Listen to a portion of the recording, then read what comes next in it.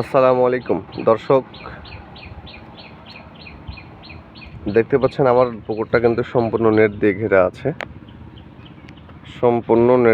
আছে। আমার পুকুরটা। তারপর আপনাদের কিছু একটা জিনিস আমি দেখাবো, সেটা হচ্ছে দেখেন, আমি নেটটা যে দিয়েছি এই নেটটা কিন্তু সম্পূর্ণ মাটির নিচে, একদম মাটির নিচে দেওয়া আছে। মিনিমাম 1 ফিট 10 ইঞ্চি 1 ফিট মাটির নিচে দেওয়া আছে সম্পূর্ণ নেটটা। দেখতে পাচ্ছেন এখান দিয়ে একটা পোকাও ঢোকা সম্ভব না আমার নেটের নিচ দিয়ে। আমি পুরোটাই আপনাদেরকে হেঁটে হেঁটে দেখাচ্ছি।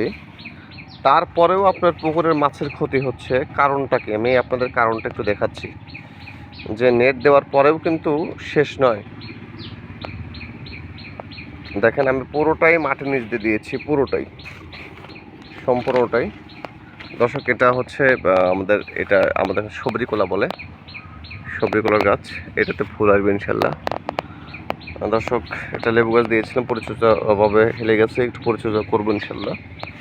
ওখানে একটা দেখেন, এই যে আমার এই যে কাঁঠাল গাছটা দেখতে পাচ্ছেন, এটার অনেক হিস্টোরি আছে, কোনো এক সময় বলবো ইনশাল্লাহ।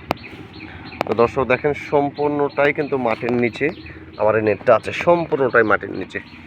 নিচ দিয়ে একটা পিঁপড়াও ঢুকতে পারবে না, নিচ দিয়ে একটা পিঁপড়াও ঢোকার সুযোগ নেই। দেখেন একটা কদম গাছ।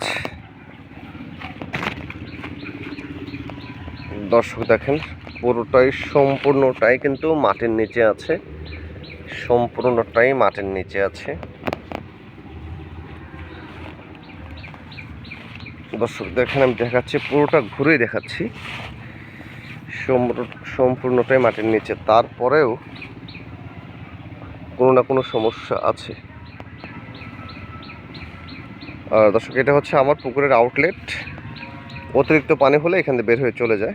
এই যে এখানে একটু ড্রেন আছে, এই ড্রেনটা দিয়ে চলে যায়। আর ওই পাশে হচ্ছে নদী। দর্শক দেখেন, পুরোটাই কিন্তু মাটির নিচে, সম্পূর্ণটাই। এই বাঁশের ঝাড়ের এই পাশটা অতিরিক্ত গাছপালা, শুকনো গাছপালা পুড়িয়ে দেওয়ার সময় এটা পুড়ে গিয়েছিল, আমি নতুন করে আবার দিয়েছি। কিন্তু সম্পূর্ণ দেখেন, আমি এত কষ্ট করে দেখেন এখান দিয়ে, ওই যে দেখেন মাটির নিচে দেওয়া আছে, একদম মাটির নিচে নেট, একদম মাটির নিচে। দেখেন দর্শক, নেটটা কিন্তু সম্পূর্ণটাই মাটির নিচে দেওয়া আছে। এখান দিয়ে একটা পোকামাকড় ঢোকারও কোনো সুযোগ নেই। কিন্তু তারপরেও একটা সমস্যা আছে। সমস্যা হচ্ছে কি, সেটা দেখেন উপরে তো খোলা, চারপাশটা ঘিরে দিয়েছি, কিন্তু উপরটা তো খোলা, আকাশপথ তো খোলা আছে। এখন এই আকাশে কি সমস্যাটা হচ্ছে পানকৌড়ি পাখি, ওরা কিন্তু প্রচুর পরে মাছ খায়, যেটা আমরা চিন্তাও করতে পারবো না। এটা আপনি হয়তো চিন্তা করতে পারেন যে ওরা হয়তো বা একটা দুটো মাছ খায়, কিন্তু কি পরিমাণে মাছ খায় এটা আপনি স্বচক্ষে না দেখলে বুঝতে পারবেন না। আপনার পুকুরের মাছ ওরা 1 সপ্তাহ শেষ করে দিতে পারে। এর আগে এই পুকুরে পাঙ্গাস মাছ ছাড়া হয়েছিল, আমরা চিন্তা করেছিলাম যে পানকৌড়ি এসে পড়ে, কিন্তু তো পাঙ্গাস মাছ তো ওদের গায়ে কাঁটা আছে এবং মাছের সাইজও অনেক বড় ছিল, তো এই মাছগুলো হয়তো ওরা খেতে পারবে না। কিন্তু দুর্ভাগ্যবশত আমরা একটা মাছও পাইনি, সবই পানকৌড়ির পেটে গিয়েছে। এটা আশ্চর্যজনক একটা বিষয়।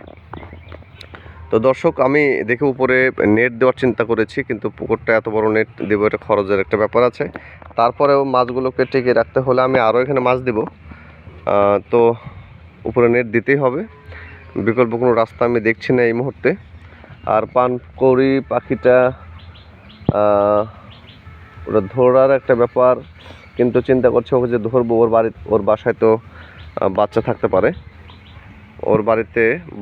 পারে, এখন ছোট বাচ্চা যদি থাকে আর ওকে যদি ধরি তো ওরা না খেয়ে মরবে। সেজন্য চিন্তা করলাম ওদেরকে ধরবো না, কিন্তু যেন এখানে ঢুকতে না পারে সেই ব্যবস্থাটা করতে হবে। তো দর্শক, যাদের মাছ চাষ আছে তারা অবশ্যই পুকুরকে পানকৌড়ি থেকে সাবধানে রাখেন। যদি আপনার এলাকায় আপনার পুকুরে পানকৌড়ি যেয়ে থাকে, অবশ্যই সেটা থেকে আপনার পুকুরকে সেফটি কীভাবে করবেন সে চিন্তা অবশ্যই আপনার মাথায় রাখতে হবে।